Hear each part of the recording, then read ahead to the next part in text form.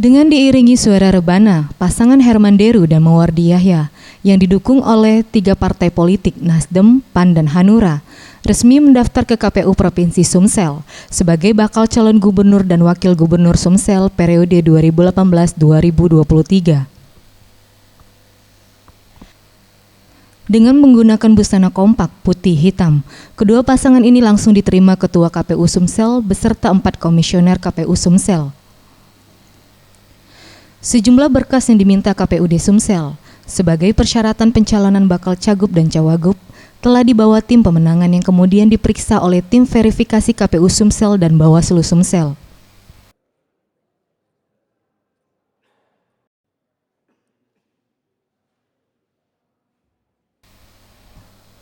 Kurang lebih 1 jam diverifikasi, 18 poin persyaratan yang diminta KPU Sumsel dinyatakan lengkap dan keduanya resmi terdaftar sebagai bakal calon gubernur dan wakil gubernur Sumsel.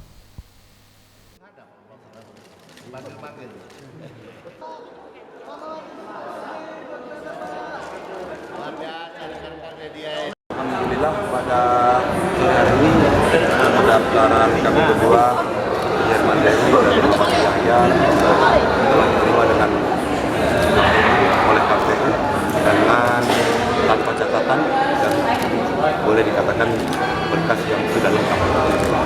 Insyaallah setelah ini kami akan mengikuti proses pemeriksaan kesehatan pada tanggal 11 yang sudah ditentukan. Penetapan nomor calon, kami tentu masih leluasa untuk bersosialisasi dengan secara pribadi ataupun dengan partai politik.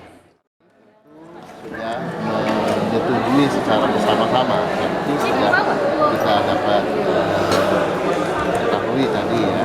Jadi kemudian syarat calon itu saya wanti-wanti persoalan kesehatan. Nah, kesehatan ini ada pengalaman yang cukup merepotkan juga, bila mana tim dokter menyatakan tidak memenuhi syarat. Itu masih mungkin diganti. Di hari kedua pendaftaran bakal calon gubernur dan wakil gubernur Sumsel di KPUD Sumsel, telah ada 2 pasangan calon yang mendaftar. Dan KPU Sumsel masih membuka pendaftaran pada tanggal 10 Januari 2018 hingga pukul 12 malam.